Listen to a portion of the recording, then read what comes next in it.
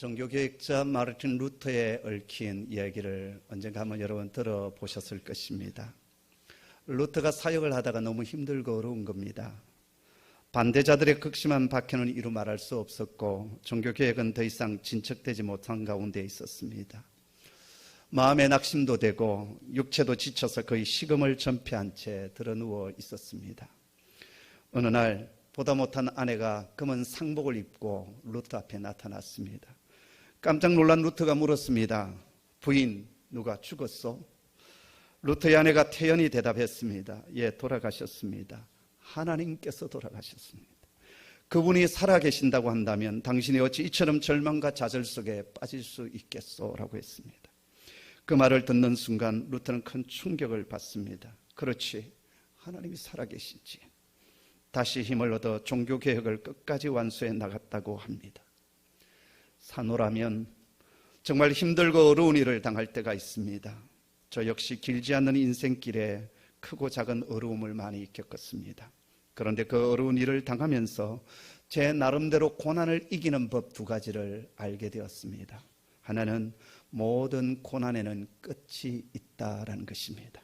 그리고 또 하나는 우리의 아버지 하나님은 선하신 하나님이시다라는 거예요. 고난에는 끝이 있습니다. 그리고 우리가 믿는 아버지 하나님은 정말 선하신 분이셔서 지금은 다 이해되지 아니하고 지금은 내 눈에 어떤 증거도 보이지 않지만 종국에는 가장 아름답고 선한 열매로 우리 인생 또 내 인생 가운데 역사하심을 저는 믿고 있습니다. 창세기 8장은 홍수에 관한 얘기입니다. 비가 내리는데 하늘 궁창이 뚫어져서 억수같이 비가 내리는 거예요. 그 비가 언제 그칠지 모르는 무시무시한 비가 내리고 있고 온 지면은 물로 가득 차게 되었습니다. 그런데 그 비가 40일이 지나자 뚝 끊어집니다. 그 말은 이 심판의 홍수에도 끝이 있었다라는 것입니다. 40이라고 하는 숫자는 성경에서 훈련의 시간, 연단의 시간, 준비의 숫자였습니다. 여러분, 우리 인생들에도 여러 가지 크고 작은 홍수와 풍랑이 있습니다. 고난의 홍수가 있어요. 그러나 우리가 하나 알아야 할 것은 그 고난에도 끝이 있다라는 겁니다. 뿐만 아니라 하나님은 선하셔서 가장 선한 길을 우리에게 열어주시고 계시다라는 겁니다. 창세기 9장으로 들어가 보면 하나님께서 이제는 다시 홍수로 이 땅을 진멸하지 아니하시겠다 하시며 언약 하나를 보여주십니다. 바로 무지개 언약이었습니다. 이 무지개 언약은 홍수는 이제 끝이 났고 그 홍수 가운데 믿음으로 주님을 바라보는 자에게 무지개의 찬란한 삶이 주어질 것을 보여주는 언약이었습니다. 그렇기 때문에 삶의 문제는 믿음의 문제요, 소망의 문제입니다. 왜 사람들이 이렇게 저렇게 많이 무너지고 쓰러질까요? 고난 때문인 것처럼 보입니다. 아닙니다. 믿음이 없고 소망이 없기 때문에 쓰러지고 넘어지는 겁니다.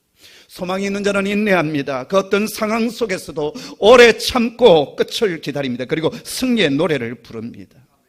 오늘을 살아가는 저와 여러분 모두에게 주님은 믿음과 소망 가운데 걸어가기를 주님은 원하십니다. 그런데 우리에게 있어서 소망의 동인이 무엇이겠습니까? 무엇이 소망의 근원이 되겠습니까? 돈이요? 건강요? 자식요? 직장? 건강이 우리의 소망인 것처럼 보이지만 건강도 한순간에 허물어집니다. 자식요? 직장은요? 평생 직장으로 여기지만 아닙니다. 그것이 우리의 소망의 근원이 될 수가 없습니다. 이 모든 것을 다 누려보았던 솔로몬은 헛되고 헛되도다라고 고백을 했어요. 모든 것이 헛됨으로 돌아갑니다. 요즘 저 혼자 있을 때 나적이 부르는 찬송 하나가 있습니다. 이 몸의 소망 무언가 우리 주 예수뿐일세. 우리 주 예수밖에는 믿으리야 주 없도다.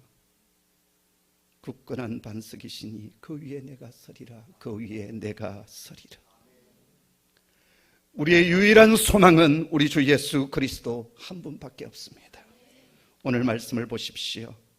오늘 성경 말씀은 오직 주님만이 우리의 유일한 소망이요 능력임을 보여주십니다.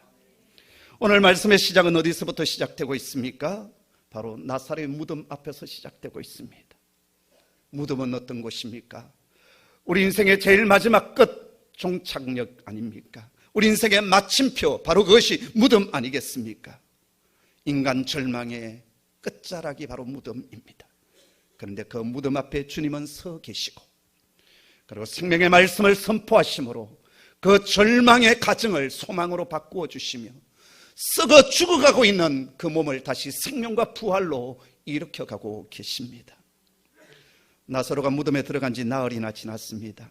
무덤의 돌문은 굳게 닫혔고 시체는 부패되어 냄새가 나고 있습니다. 그러는 시간 동안 마르다 마리아 자매는 사람들을 주님께 보내었고 기도 요청도 했습니다. 그런데 주님은 계시는 곳에 이틀을 더 머무시고 지체하신 뒤에 오셨습니다. 주님께서 당도하셨을 때 이미 나사로는 죽어서 무덤에 들어간 지 나흘이나 지난 뒤였습니다. 주님께서 오셔서 나는 부활이요 생명이다, 나를 믿는 자는 죽어도 살겠고 살아서 나를 믿는 자는 영원히 죽지 아니한다라는 말씀을 주셨지만, 두 자매는 그 말씀을 마음으로 받아들이기가 힘들었습니다. 많은 사람들이 와서 위로도 하였고 같이 울어주기도 했지만 그게 무슨 소용이 있겠습니까? 그런다고 죽은 나사로가 살아나는 것은 아니지 않습니까? 주님께서 오셔서 비통히 여기시고 와락 눈물을 쏟으실 때 큰 위로가 되기는 했지만 마음 한편에는 원망의 마음이 컸던 것이 사실이었습니다. 오시려면 진작 오실 것이지 왜 이렇게 늦게 오셨습니까? 주님께서 여기 계셨다면 내 오라버니가 죽지 아니했을 것 아닙니까? 이 마음이 마르다 마리아 자매의 솔직한 마음이었습니다. 이제는 다 끝이 났습니다. 죽은 나사로를 위하여 할 수 있는 것은 아무것도 없습니다. 곡하기 위하여 무덤에 찾아왔던 그 사람들처럼 그렇게 곡하고 같이 슬퍼하고 슬픔에 빠진 유족들을 위로하면 그만입니다. 또 살아갈 길이 막막한 그 가정에 조의금 좀 넉넉히 풀어놓으면 인간돌이 다 하는 것 아니겠습니까? 그런데 오늘 우리 주님은 어떻게 하십니까? 그 절망의 무덤 앞에서 주님은 도저히 상상할 수 없는 한 말씀을 하십니다. 돌을 옮겨 놓으라. 단호하고도 너무나도 분명한 한 말씀을 명령하십니다. 사망의 권세에 가두어 버렸던 그 돌을 옮기라고 말씀하십니다. 모든 가능성을 막아버렸던 그 돌을 옮겨 놓으라고 말씀하십니다. 인생의 마침표를 찍게 만들었던 그 돌, 포기하고 절망하게 했던 그 돌들을 옮겨 놓으라고 지금 주님 말씀하십니다. 오늘 우리는 인생을 살아가면서 크고 작은 돌들을 우리 마음에 막아두고 삽니다. 해도 안 될 때 나는 더 이상 안 되는 것 같아 포기해버립니다. 우리 가정은 소망이 없는 것 같아. 우리 부부는 안 되는 것 같아. 내 인생은 더 이상 어떻게 길이 보이지 않는 것 같아. 절망의 돌들을 다 막아두고 있습니다. 그런데 주님은 그 돌을 옮겨 놓으라라고 말씀하십니다. 바로 여기에 오늘 우리를 향한 주님께서 주신 아주 중요한 첫 번째 음성이 등장합니다. 기적을 일으키시는 분은 우리 주님이십니다. 그러나 그 기적이 기적되게 하기 위하여 돌을 옮기는 일은 저와 여러분이 해야 될 일임을 가르쳐 주십니다. 나사로를 살리시는 것은 하나님만이 하실 수 있는 일입니다. 그러나 무덤에 돌을 옮기는 것은 우리가 할 수 있는 일입니다. 그래서 그 일을 하라고 말씀하십니다. 사는 성도 여러분, 또 청년 여러분, 이 예배의 자리에 와서 몸은 앉아 있지만 여러분의 마음속에 여러 가지 일들로 돌들을 막아두고 있는 일들이 있지 않습니까? 사람들에게 관계 때문에, 재정적인 실패 때문에 계속 도전하고 또 준비해 왔지만 번번이 그 꿈과 그 도전이 무너지게 되어질 때, 또 가정의 문제 때문에, 또 오늘 교회에 대한 불편함 때문에 돌 하나하나씩을 내 마음에 닫아두고 있지는 않습니까? 주님은 오늘 이 시간 그 돌을 옮기라고 말씀하십니다. 그래야 할 때 하나님의 능력, 하나님의 임재가 임할 것임을 약속하고 계십니다. 구약 아방 때 이스라엘 땅에 3년 6개월 동안 비가 내리지 아니했습니다. 수많은 사람과 짐승들이 굶어 죽어가고 있었습니다. 그때 사렙다의 한 가문은 이제 마지막 남아있는 가루 한 움큼과 조금 남아있는 그 기름을 가지고 빵을 구워서 먹고 이제 이 흉년기에 죽을 날만을 기다리려고 나무 가지를 줍고 있었습니다. 그때 하나님께서 요단 동쪽 지역에 있었던 엘리야로 하여금 정반대 방향 이 사렙다 지역으로 가게 하십니다. 이 사렙다 지역은 어떤 곳이냐면 두로와 시돈 지역이고, 예수님께서 귀신 들린 딸을 치유해 주셨던 바로 수로보니게 여인이 살았던 바로 그 동네가 구약시대 때 사렙다 지역이었어요. 이 지역은 유대 땅이 아니고 이방인의 땅입니다. 그런데 하나님께서는 이 흉년기에 하나님의 사람, 하나님의 종 엘리야로 하여금 이 땅으로 가게 하십니다. 그리고 그 여인을 만나게 하십니다. 엘리야가 이렇게 묻습니다. 네가 뭘 하고 있느냐? 그랬더니 이 과부가 이렇게 말합니다. 예, 나무를 주어서 마지막 빵 하나 만들어 먹고 이제 죽을 날을 저희는 기다려야 합니다. 정말 슬픈 얘기 아닙니까? 그런데 엘리야의 입에서 대뜸 이런 얘기를 합니다. 그 빵을 먼저 내게로 돌리라. 그리고 내가 너희를 축복해 주겠노라라고 말씀합니다. 이것은 사렙다 과부에게 주신 레마의 주의 음성이었습니다. 다른 사람에게 주신 말씀이 아니라 사렙다에게 주었던 사렙다 과부에게 주었던 말씀이었어요.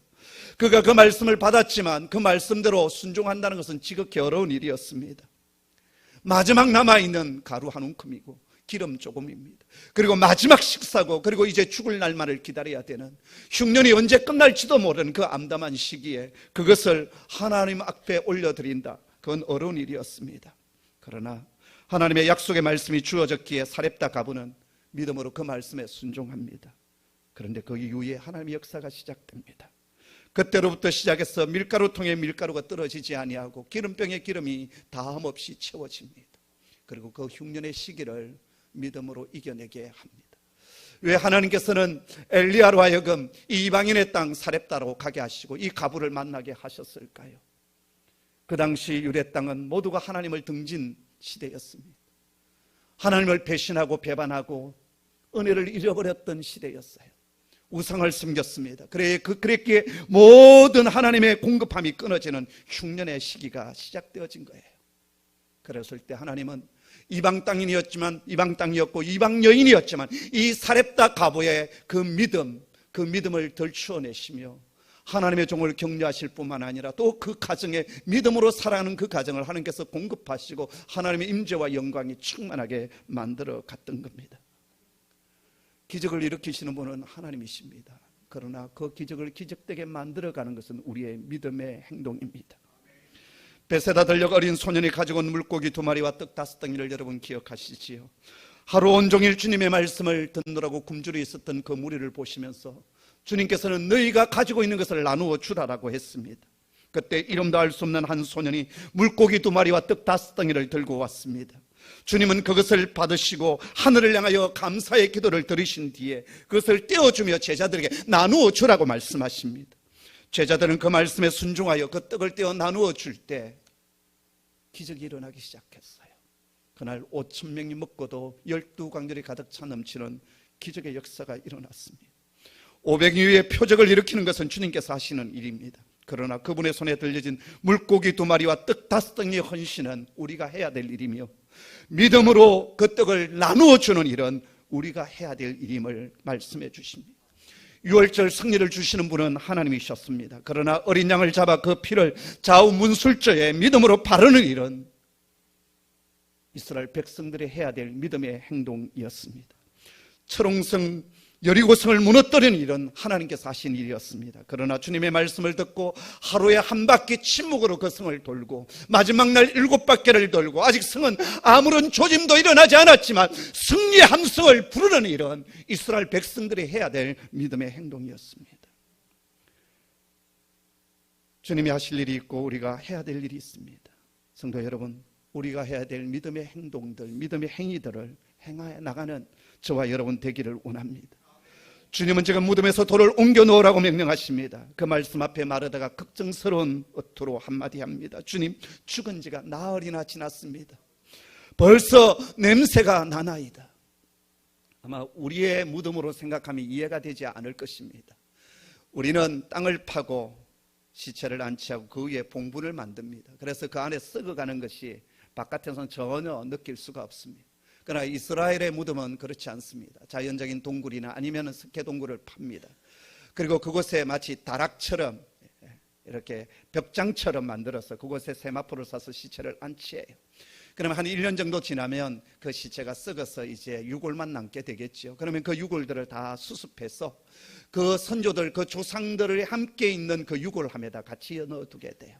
그리고 그 벽장처럼 되어져 있는 그 무덤은 또다시 다른 가족들이 돌아가실 때 또 그것을 사용하는 거예요. 그리고선 그 입구는 늘 이렇게 돌로 문을 만들어서 닫아 놓는 거예요. 그렇기 때문에 안에서 시체가 썩어가는 것이 바깥으로 새어 나올 수 있다라는 것입니다. 지금 마르다는 그 얘기를 하고 있습니다. 주님, 죽은 지가 나흘이 지났습니다. 벌써 냄새가 나나이다. 그때 주님 한 말씀 하시지요. 40절의 말씀인데요, 같이 읽도록 하겠습니다. 함께 읽습니다. 예수께서 이르시되 내 말이 내가 믿으면 하나님의 영광을 보리라 하지 아니하였느냐 하시니. 아멘. 믿는 자가 하나님의 영광을 보겠다 말씀하십니다. 그렇습니다. 하나님의 임재, 하나님의 영광은 믿는 자에게 주어집니다. 똑똑한 자에게 주어지지 않습니다. 잘난치 않은 사람에게 주어지지 않습니다. 뭔가 있다고 하는 자에게 주어지지 않습니다. 믿는 자에게. 그 믿음을 기이 보시고, 그 믿음 때문에 구원을 허락하시고, 그 믿음 때문에 그 사람을 축복하시고 하나님의 영광을 드러내시는 겁니다. 바로 여기에 오늘 우리에게 주시는 두 번째 메시지가 있습니다. 성경에 나타난 모든 믿음의 사람들, 그 하나님의 영광을 보았던 모든 사람들은 믿음의 사람들이었습니다. 히브리서 11장은 믿음장 아니겠습니까? 믿음의 그 장들이 등장하고 있습니다. 그곳에 보면 에녹은 믿음으로 죽음을 맛보지 않고 하나님 앞에 드려졌습니다. 아벨은 믿음으로 산제사를 드렸으며, 노아는 믿음으로 방주를 만들었으며, 아브라함은 믿음으로 모리아산에 그 아들 독자 이삭을 올려드렸습니다. 이삭, 야곱, 사라와 모세, 라합, 기드온, 바락, 삼손, 입다, 다윗 모두 믿음으로 하나님의 영광을 보았던 사람이라고 히브리서 기자는 증거하고 있습니다. 성도 여러분, 또 청년 여러분, 믿음 없는 자가 아니라 믿음 있는 자가 되기를 바랍니다. 그래서 내 삶 속에 하나님의 임재, 하나님의 기적을 날마다 간증하는 저와 여러분 되기를 간절히 소원합니다. 주님은 마르다에게 이 말씀을 하신 뒤에 아버지 하나님 앞에 감사의 기도를 올려드립니다. 아버지여, 내 말을 들으신 것을 감사하나이다. 근데 그렇게 한 이유가 뭐라고 얘기합니까? 둘러선 무리를 위함이다라고 했습니다. 바로 그것은 아버지께서 나를 보내신 것을 그들로 하여금 믿게 하려 함이라. 우리 주님은 하나님의 아들이시고 신적인 능력을 가지고 계십니다. 그냥 행하실 수 있어요. 그 부활의 표적과 능력을 그대로 행하실 수 있습니다. 근데 주님은 그렇게 하시지 않습니다. 하늘 아버지께 먼저 감사의 기도를 드리고 있고, 하나님, 내 기도를 늘 들어주심에 대해서 감사합니다. 바로 여기에서 우리는 두 가지 아주 중요한 영적 교훈을 배우게 됩니다. 하나는 주님은 늘 아버지 하나님께 감사했다라는 것입니다.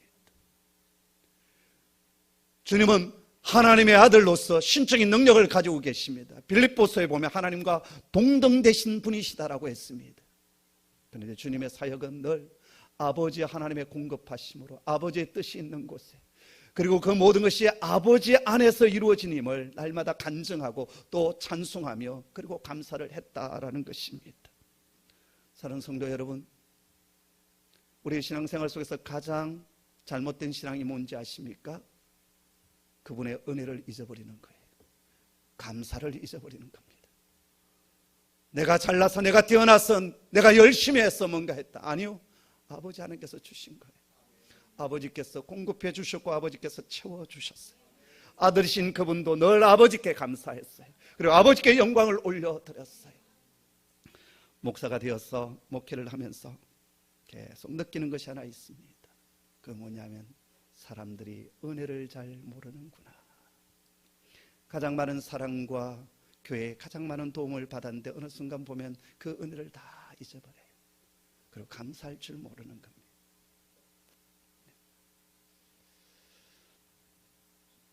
지난 추석 전에 제게 카드 하나가 왔습니다. 그리고 조그마한 선물 하나가 왔어요. 봤더니 우리 교회에서 오늘 이제 장학증서를 20명에게 줬는데, 10명에게 줬는데요. 이전에 부모님은 우리 교회를 다니지 않고 아이만 우리 교회에 출석을 했습니다. 근데 그 아이 가정이 참 힘들었기 때문에, 또 꿈이 있었기 때문에 장학금을 몇 년 동안 이렇게 지급을 했어요. 그 가정에서 왔어요. 아버님은 너지막하게 신학을 공부해서 순복음교회 전도사로 계셨고, 이제 집은 여기였기 때문에 그 어머니와 그리고 그 아이는 우리 교회에 와서 은혜도 받고 기도에도 참여하고 그랬어요. 근데 이제 아마 어디 남양주 쪽에 이제 목회를 하고 계시는 것 같아요. 근데 그 보니까 뭐라고 했냐면, 홍육교에서 주시는 그 장학금으로 우리 세민이가 열심히 공부를 했고 올해 서울대에 입학을 했습니다. 감사합니다. 왔어요. 너무 고마웠습니다. 받은 것에 대한 감사의 표현 아니겠어요? 그래서 제 마음이 참 기뻤습니다. 그리고 또 한편으로는 씁쓸함도 있었습니다. 꽤 오랫동안 우리 교회 안에서 많은 장학금이 지급되어졌지만 그 감사를 표현하고 제가 그래서 이렇게 되었습니다라고 표현한 사람이 한 사람도 없었다라는 것. 사랑하는 성도 여러분, 감사를 잊어버리면 안 돼요. 은혜를 잊어버리면 안 돼요. 그것을 배은망덕이라고 하는 거죠. 하나님은 감사하는 사람에게 채워주십니다. 감사하는 자에게 또 응답해 주시고 역사하여 주십니다. 두 번째, 오늘 이 주님께서 기도하시는 모습을 통해서 배우게 되는 것은 우리의 믿음을 위하여 열심을 품고 계시는 예수 그리스도의 모습을 보는 겁니다. 그냥 주님은 능력을 행하실 수 있습니다. 그런데 그렇게 하지 아니하시고 하늘을 향하여 기도하시고, 그리고 내가 아버지 하나님으로부터 온 것을 이 사람들로 하여금 믿게 하려 함이라. 그 연약한 사람들의 믿음을 강화시켜 주시기 위하여서, 마르다 마리아의 믿음을 온전케 하기 위하여 주님은 지금 또다시 열심을 품고 일하고 계시는 겁니다. 사랑하는 성도 여러분, 오늘도 저와 여러분의 믿음의 강화를 위하여 주님께서 얼마나 일하고 계신지 아십니까? 성령 하나님께서 얼마나 우리의 마음을 두드리시고 일하고 계시는지 우리는 알아야 됩니다. 그리고 그 열심과 그 신실하심으로 인하여서 오늘 우리는 이 자리에 서 있는 겁니다. 할렐루야. 무덤 앞에서 아주 큰 소리로 주님께서 이제 명령하십니다. 나사로야 일어나거라, 나사로야 나오너라. 주님께서 말씀하시자 죽은 자가 수족을 배로 동인 채로 걸어 나왔다라고 성경은 말씀합니다. 주님이 말씀하시자 죽은 자가 일어나 걷고 있습니다. 모든 것이 끝나버렸고 마침표를 찍어버렸고 절망하고 있었는데 주님 말씀하여 주시자 죽은 나사로가 다시 살아났습니다. 여러분, 주님의 말씀이 능력입니다. 바로 이것이 오늘 세 번째로 우리에게 주시는 주님의 메시지입니다. 이전에 불렀던 복음성가 가운데 예수님이 말씀하시니 죽은 나사로가 살아났다네, 예수님이 말씀하시니 죽은 나사로가 살아났다네, 예수님 예수님 나에게도 말씀하셔서 새롭게 변화시켜 주소서. 예수님이 말씀하시자 바디메오가 눈을 뜨고 예수님이 말씀하시자 거친 파도가 잔잔케 되어지는 그 놀라운 표적의 역사가 저와 여러분의 삶 속에 일어나기를 소원합니다. 사랑하는 청년 여러분, 여러분의 인생 걸음 앞에 수많은 고난 걸음과 막힌 담들이 있을 수 있습니다. 그럴 때 여러분이 소망을 두고 귀를 기울여야 될 것은 다름이 아니라 주님의 말씀입니다. 그 말씀을 주신 분이 살아계시기에 그 말씀을 우리가 아멘으로 받고 믿음으로 나아가게 될 때 그 말씀의 역사가 우리 인생 가운데 분명히 표적으로 임하게 될 것입니다. 오늘 주님 말씀하여 주실 때 죽은 나사로가 썩어가던 그 시체가 부활의 생명체로 일어났습니다.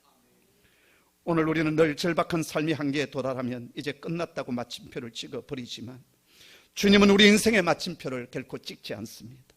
우리는 포기하지만 우리를 향한 하나님의 사랑은 결코 우리를 포기하지 않습니다.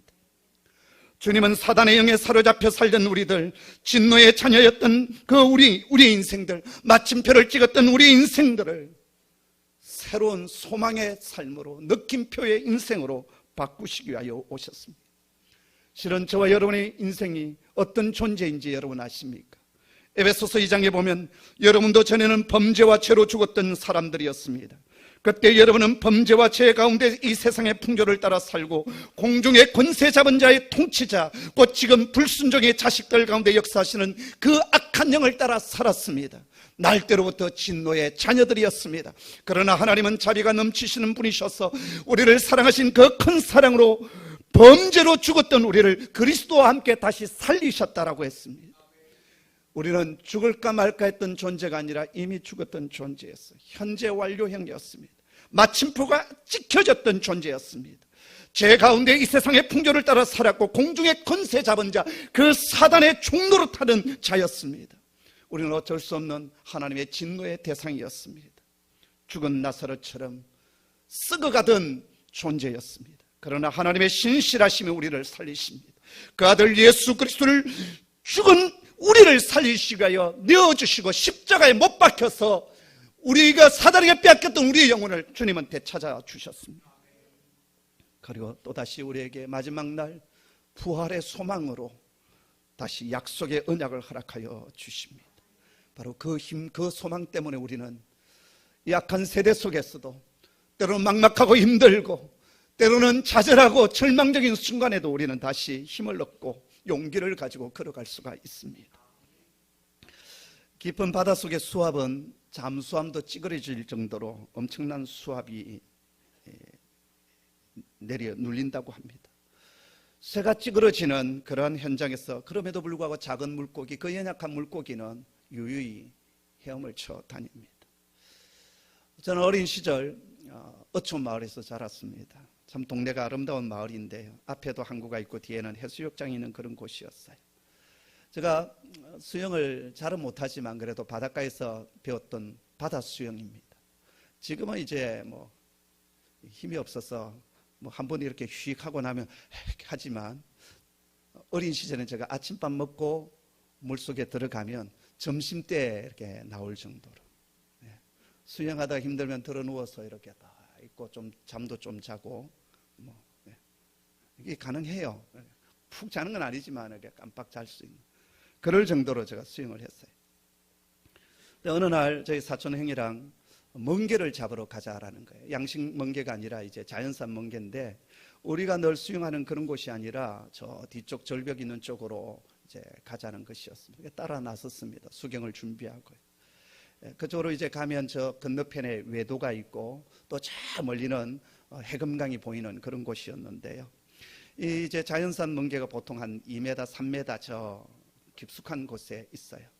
그래서 제가 이제 호흡을 하고 슉 들어갔는데요, 가도 이게 안 내려가는 거예요. 그리고 금세 호흡이 가팔라 왔습니다. 그것보다 더 힘든 것이 있었는데 기가 찢어질 정도의 압력이 임하는 거예요. 그래서 제가 그날 개우 멍게 하나 따고 올라왔습니다. 저희 사촌형이 아마 한 서너 개 막 따고 올라왔는데 그처럼 바다의 수압은 아주 심하고 강합니다. 그럼에도 불구하고 이 물고기들, 연약한 물고기들이잖아요. 근데 이 물고기들이 그 깊은 심해에서 헤엄을 쳐 다닙니다. 그럴 수 있는 것은 이 물고기 속에 있는 작은 불에 때문이라고 합니다. 물고기가 엄청난 수압을 견디는 것은 압력을 받을 때 이 불에가 밖의 압력과 동일한 압력으로 그 수압을 막아내기 때문에 물고기가 버틸 수 있다고 합니다. 오늘 우리는 수많은 일들과 갖가지 압력과 스트레스 속에서 오늘 이 삶을 살아갑니다. 그럼에도 불구하고 우리가 다시 소망을 가지고 살아갈 수 있는 힘은 어디에 있겠습니까? 바로 그것은 여전히 신실하신 주님께서 우리를 버틸 수 있는 힘과 용기를 주시기 때문입니다. 한 여자가 아이가 있었습니다. 찢어지도록 가난한 집구석에 알코올 중독자 아버지와 어머니는 매일 밤 싸웠습니다. 학교에서는 왕따를 당했고 12살 때 자살을 생각했습니다. 중학생이 되고 본격적인 방황이 시작되었는데 오죽했으면 학교 선생님이 이 아이에게 이런 말을 했겠습니까? 차라리 가출을 해라. 너를 퇴학시키게. 그냥 자를 수는 없고 명분이 주어지면 퇴학시키겠다는 겁니다.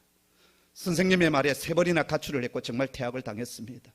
그는 자기 자신을 쓰레기라고 생각했습니다. 좋은 집, 좋은 차 이런 것 바라지도 않았습니다. 그렇게 방황을 하고 있을 때 어느 날 라디오에서 흘러나오는 스테지아 아이들의 컴백홈이라는 노래를 들었습니다.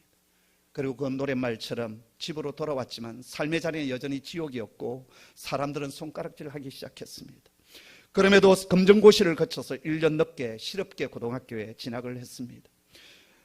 여전히 삶의 무게는 무거웠고 주변의 시선은 따가웠습니다. 결국 그는 또다시 자살을 생각합니다. 그것도 아주 구체적으로 준비를 해나가기 시작했습니다. 그러던 어느 날 우연히 신문에서 팔레스틴 아이가 총에 맞아 죽는 그런 사진을 보게 됩니다. 이 세상에서 내가 제일 불쌍한 아이라고 생각했는데 아니었습니다. 충격이었습니다.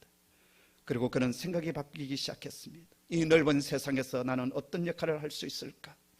수많은 묵상 끝에 기자가 되기로 마음을 먹었고 대학에 가야겠다는 결심을 합니다. 그때 주변 사람들은 이 주제를 알아라. 차라리 남자 하나 잘 만나서 결혼을 해. 그게 네가 꿈꿀 수 있는 최상의 일이야. 공장에 취업을 해서 돈을 벌어야지. 너는 실업계 고등학교를 다니고 있는데 무슨 대학이냐? 라고 했습니다. 주변 사람들의 비웃음과 그의 부모조차도 안 될 것이라고 말렸지만 꿈을 포기할 수는 없었습니다. 학교가 끝나면 도서관으로 직행을 했습니다. 저녁 사 먹을 돈이 없어서 그 당시 고구마로 도시락을 대신했습니다. 그렇게 공부를 하고 첫 모의고사 점수는 400점 만점에 110점이었습니다. 아무도 그의 꿈을 응원해 주지 않았습니다. 학원과 과외는커녕 문제집 살 돈이 없어서 소각장에 남들이 버린 문제집을 주워와서 공부를 했습니다. 남들이 써놓았던 그 답과 그 풀이를 지우개로 지우는데 1시간, 문제를 또 풀고 또 풀었습니다. 하지만 살면서 한 번도 무엇인가를 이뤄본 적이 없었기에 늘 막막하고 불안했습니다. 매일 삶을 포기하고 싶었고 매일 밤 혼자 울었습니다. 그럴 때마다 대학생이 된 자신의 모습을 그려보았습니다. 기자가 되어서 이곳저곳을 다니며 취재하고 가난하고 불쌍한 자들을 따뜻한 기사를 써내는 그런 모습을 떠올렸습니다. 그리고 오랫동안 꿈을 그리는 사람은 마침내 그 꿈을 닮아간다고 하는 앙드레 말로의 말을 수천 번이나 속으로 되뇌었습니다. 그리고 마침내 수능에서 375점을 받아 연세대학교에 합격을 합니다. 합격은 했지만 입학금이 없어서 발을 동동거리고 있던 차에 KBS 도전 골든벨에 출연해서 우승을 하게 되고 골든벨을 울립니다. 장학금을 받아 입학하게 되었고 1년 후 신문사 기자로 활동을 합니다. 그리고 최연소 기자로서 최고 기자상을 그가 받습니다. 이 얘기는 중학교 교과서에도 실린 김수영 작가의 멈추지마 다시 꿈부터 써봐라고 하는 얘기에서 발췌한 내용입니다. 작가 김수영 씨가 그리스도인인지 아닌지는 저는 모릅니다. 그러나 그분 속에 하나님께서 심어주신 소망의 DNA가 있다는 것을 저는 보았습니다. 일반 사람들 속에도 이런 소망의 DNA가 살아있다면 우리 주님의 사람들은 말씀 붙들고 소망 가운데 걸어가는 것이 마땅하지 않겠습니까? 오늘 주님께서 말씀하시자 죽은 지 나흘이나 지난 나사로가 수족을 동인 채로 걸어 나옵니다. 그러한 나사로를 향하여 주님께서 마지막으로 주신 말씀은 풀어놓아 다니게 하라는 말씀이었습니다. 자유케 하라는 말씀이었습니다. 여러분, 진정한 구원의 회복은 자유하게 하는 것입니다. 육체의 얽매임에서 자유하게 되는 것이고 마음으로 자유하는 것이고 영적인 자유를 가지는 것입니다. 여러분 기억하십니까? 진리가 너희를 자유케 하리라. 아멘. 그 진리가 누구십니까? 예수 그리스도 아니십니까? 오늘 우리 주님으로 인하여 저와 여러분 속에 진정한 자유가 일어나기를 주님의 이름으로 축복합니다. 기도하겠습니다. 하나님 아버지, 이미 우리는 죽은 자였고 무덤 안에 들어갔던 절망의 사람들이었습니다. 그러나 아버지 하나님은 저희에게 포기하지 아니하시고 찾아와 주시고 아들을 내어주시고 사단에게 빼앗겼던 저희 영혼을 되찾아 주시며 너는 내 아들이다, 너는 내 딸이다 말씀하여 주시며 여전히 아버지의 그 신실하심으로 우리를 붙들고 세워주시니 감사합니다. 우리는 수많은 일들 속에서 수없이 절망하고 낙심합니다. 그러나 영원히 포기하지 아니하시는 주님의 그 사랑으로 인하여 다시 일어서는 저희들 되게 하여 주시옵소서. 주의 말씀이 우리 안에 생명이 되게 하시고 능력이 되게 하여 주시고 그 말씀을 따라 행할 때 표적이 그 하나님의 영광이 우리 안에 일어나게 하여 주시옵소서. 예수님의 이름으로 기도하옵나이다. 아멘.